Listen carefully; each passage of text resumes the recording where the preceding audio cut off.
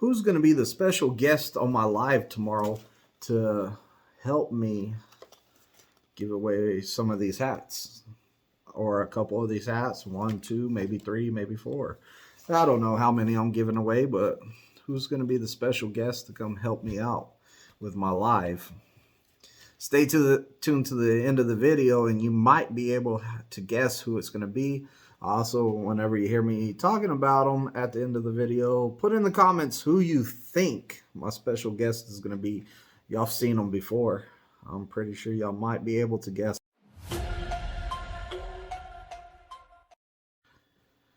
So, is it going to be worth the wait to wait on coming to Prime, or should I go to another CDL school or place to get my CDL?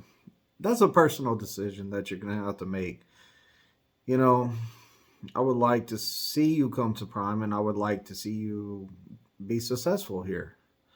But if you cannot wait, which I'm hearing a lot of people say, I can't wait that long to come get my CDL.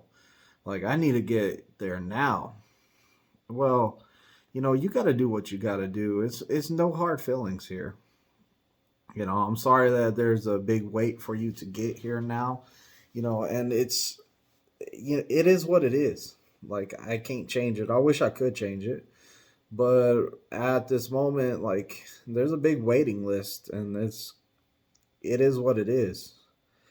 So if you wait it out, though, if you wait it out and you stick with Prime and you're all like, man, I don't care if it takes a month or two, I can wait a month or two, you know, then, you know, come with it. Like, come out here to Prime, get out here and get your CDL.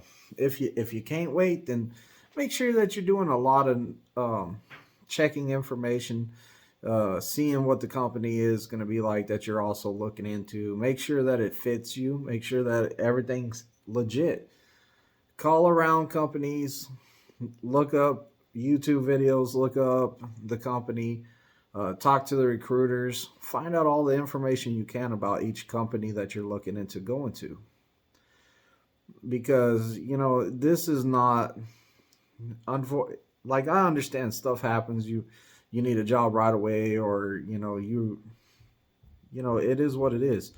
Like, whenever I came here, I was all like, oh, I gotta do something quick because I'm about to lose my house if I don't do something quick. I'm gonna be homeless if I don't do something fast. My job had a budget cut and we lost our overtime. I had to go somewhere quick.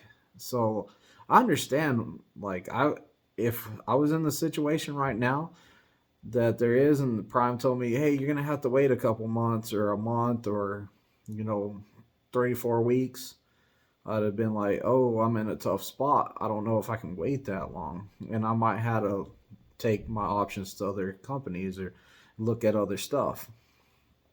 But luckily I came in whenever I did, and I didn't have that issue. And I got to come right to Prime, and I've been happy here. But I don't want to see anyone give up their dream of getting their CDL or not better themselves, because that's what we're really doing here, is we're bettering ourselves. And you got to also look at it like this too. I know that it's a long wait, but it's going to help you get that one-on-one experience. That's really helpful. Like, that specialized, you and a trainer hitting the road together. You're going to get to see the truck stops. You're going to get to see the shippers. You're going to get to see receivers. You're going to see how your trainer talks to people. I mean, there's a lot more knowledge that you can get out of this, and there's a lot more experience you can get out of it. The only thing that's kind of different is on the pad or in the Springfield training is, like, we can really work on what you're extremely needing work on. Like, if you're needing a lot of work on turns, we got places we can take you on drives to get those turns done. If you need a lot of work on backing, guess what? We got time to get some backing done. And that's kind of the things that are going to be affected a little bit, is while you're over the road, like we're running freight, we don't have time to go and practice backing. Like, that'll start our clocks. And we're stopped for a 10-hour break. It's a 10-hour break. The only thing I'm not looking forward to is like all the kind of what you call it, having to live with somebody again and having to deal with like people trying to run my truck. Like there's some stuff that I don't miss going over the road about, like having a guy tell me, "Hey, this load has all day to deliver tomorrow. Why are we going in at 3 a.m.?" And I'm all like, because I got a pre-planned load that has to be picked up by 8. So like, you're not running my truck. So just get it through your head right now that if you're going over the road with a trainer, you're not running the truck. When he says you're going to get up, you're going to get up, you're going to run. You know, I strongly suggest you get in sleep. Ask him how long you're going to be there. Once you stop at a truck stop or something like that for a 10-hour break, ask him. Say, "Hey, how long are we going to be here for this break right here?" And if he tells you 10 hours, you got a couple hours to do some pre-trip. You got a couple, like an hour or so to call the family, get you something to eat, take care of your stuff, and then you need to go to bed. Because whenever he says 10 hours, he means 10 hours. I usually give my students a time to wake up, and not really a time to wake up, but I give them the time that we need to leave, and I stress it to them. Hey, however long it takes you to go in there and brush your teeth, use the restroom, and get ready to roll, you need to set extra time. So at first I do that. And then if they are having trouble with that, I start setting my screaming meanie, however you say it. But it's a super like loud 2 decibel alarm clock. And like I'll set that thing for 10 hours or 9 hours, and I'll leave it in the truck, and I'm gonna set my alarm before that thing goes off because that thing is super loud, and I gotta, like, there's no way I'm gonna like get woken up by that thing. That thing will wake you up like you already drank a cup of coffee. Like that thing doesn't play. It wakes the guy up in the next truck.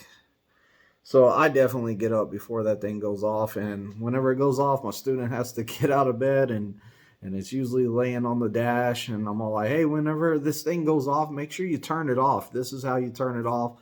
You know, I make sure that they know how to turn it off. I'm all like, just in case I forget to turn it off. But really, that thing's set because you're not getting up on time, and I have stuff to do. I can't afford to be late on a load, get a service failure, or anything like that. Like the customer needs their product, and they need it on time. So it's kind of funny though. I've only had to use it once, no, twice. I used it on 2 different guys. One guy, he just wouldn't wake up to his alarm clock at all. And I said, "Look, I got this alarm right here. It is super loud." So I let him experience that loud alarm, and he got better at getting up to that. And I was like, I strongly suggest when you get your own truck, you get one of those because it will wake you up. You know, and if I have a super long day where I'm super tired and I'm like, there's a chance that I might not wake up to my alarms because this is a rough day, I set that anyways. And then the other time I used it was for this guy that he would wait till the last second to get up, and then he would go into the truck stop and spend about an hour. So he was almost making me late to my loads. I would have to call him every day on the phone. "Hey, where you at, man? We gotta go. Like, time's ticking, man. We gotta go. We gotta make this load." Like I told him one day, I called him one day and I said, "Hey, if you don't get back in the next 5 minutes, I'm leaving without you. I don't have enough time for this. Like I told you the night before, this is what time we're leaving. This is what time you need to be up."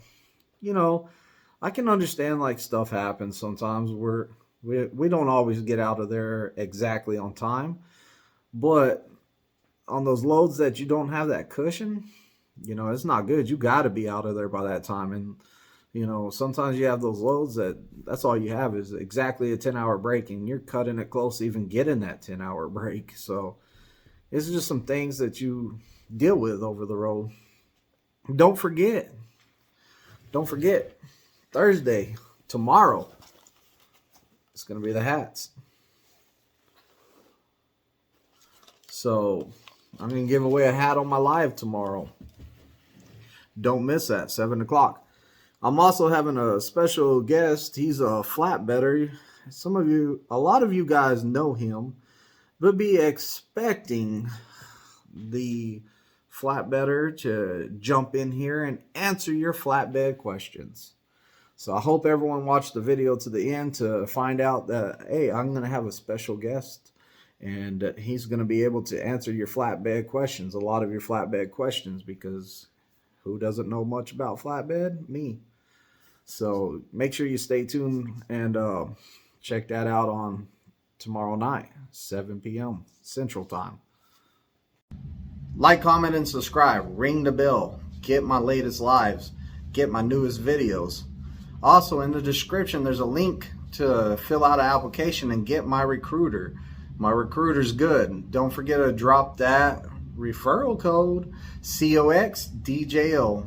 Also, my phone number is 417-894-8098. Drop me a call, text me, something.